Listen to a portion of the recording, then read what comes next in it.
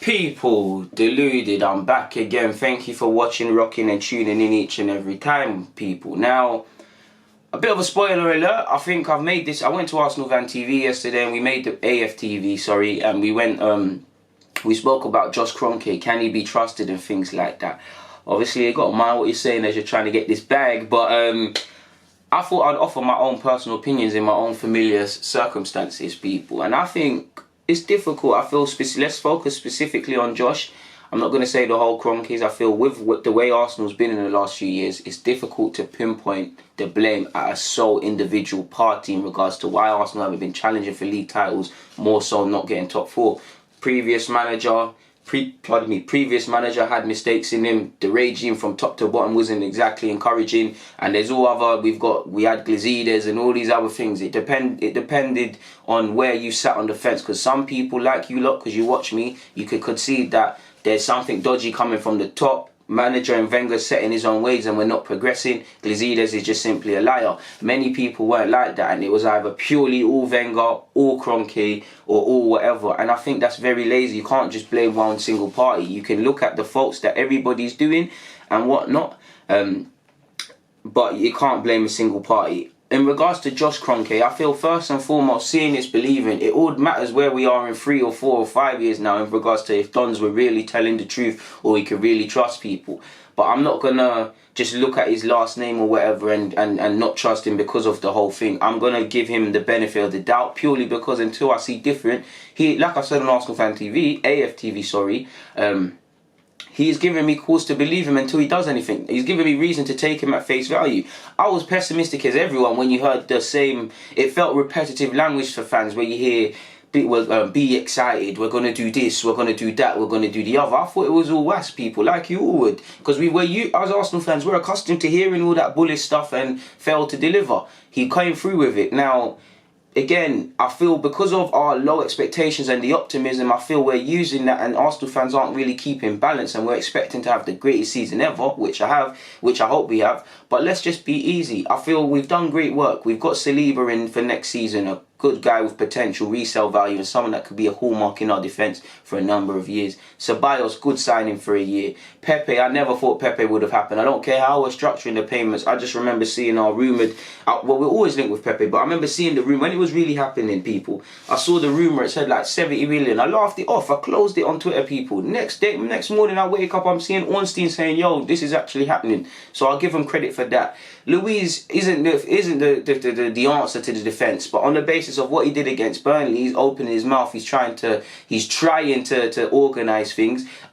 He's better than some of the options we had. He's experienced to partner with Socrates, and that could be a stopgap signing until we bring in, hopefully, Upamecano, etc. Then I can't belittle the club, people. I think that's good business. And on the top of that, like we were speaking about on the video yesterday, what I like by the club is that, okay, Luiz might not be the answer, but it's a stopgap for now while we assess our options and go elsewhere, people, being aggressive in that front. We're saying, you see how we didn't walk away from Kieran Tierney or Saliba offers. Normally, as Arsenal fans, we walk away and we get some alternative players, but we were prepared to wait it out, to play hardball, to force their hands, and it happened. And on the back of that, what I like is that we're doing this thing where, alright, cool, we might not get him today, this year, but we're going to come back next year for him. Do you get it, people? I like that sort of stuff. Or, we'll never know if we were just in for Pepe and Zaha was all a lie, or it was all Zaha and then Pepe.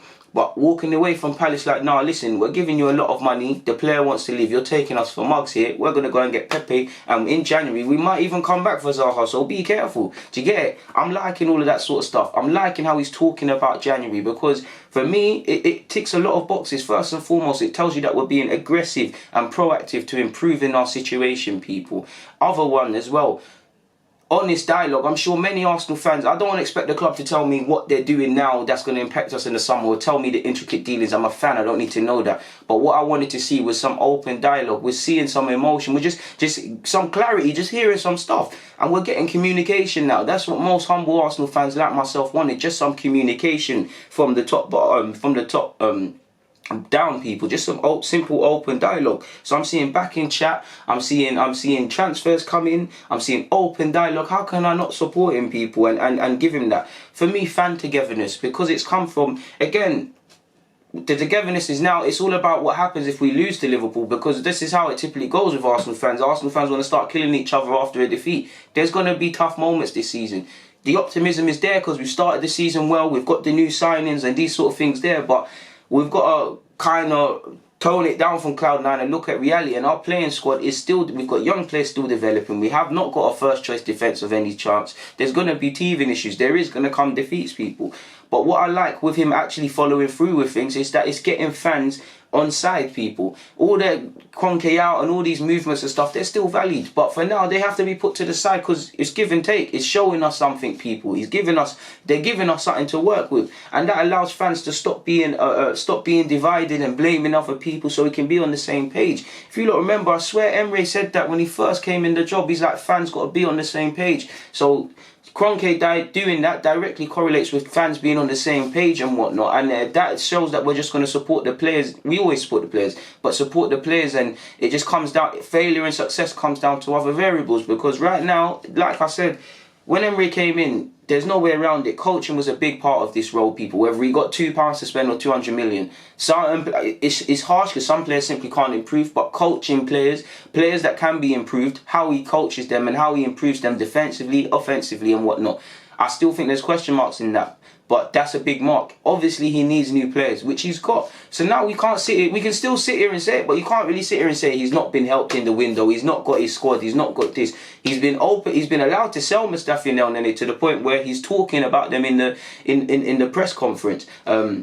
He's been allowed to bring in several players to the point where he's even been allowed the luxury to keep someone at St Etienne for a year, people. Again, I'm reaching a bit, but you get the point. So now it's on Emery. Again, there still might be question marks of Kroenke, but we can now say, hang on a minute, Emery, they gave you 70 million for Pepe. They brought in Ceballos on loan. They brought in this guy. They brought in that guy. Why haven't you got top four? Because if what happens last season, where we bottled the last 8 games or so, happens this year, can you blame Kroenke or do you look at Emery, people?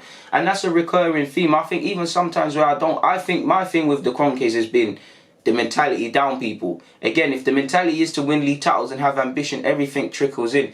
To me, it just felt like people were calm, were just cool receiving a certain amount of funds, and that was it. The club was allowed to do what they wanted to do, and individuals could do what they want. Now there's clarity. Now there's people in positions. We know there's been a massive rebuild. There's people in positions to move us forward. I think if nothing more, the protest. I don't know if the protest really directly impacted anything, but I like to think all the protests did, innit.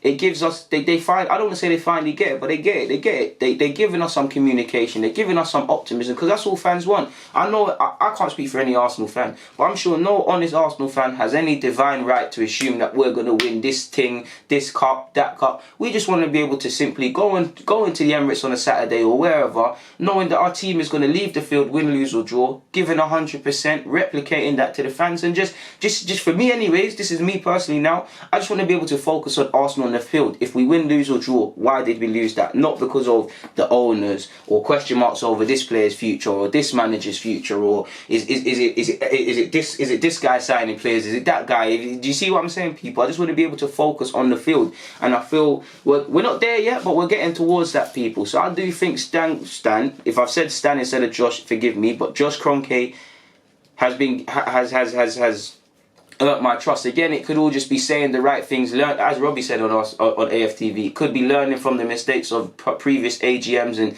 and being careful of the language they use and whatnot. They could be a bit smarter in that regards. Who knows? But I'm going to give him the benefit of the doubt, because when you hear the name Kroenke, you want a reason, like Lee was saying on the show, you want a reason not to support his thing, but you've got to stand 10 toes and be honest when the time to be honest. And he's giving me something in it, people. When he's talking about the Europa League final, the targets, the proactiveness, I want to hear this. Seeing is still believing, but I want to hear all of this stuff. And it just gives me some sort of confidence, because I look at Liverpool, yeah, they might not have bought any players, but them man there, they've got some confidence in not just Klopp, but from the people at the top. City, people might have question marks in regards to the money they spend and all of these things. But you get it. Pep Guardiola's there, but he's going to be back from the top.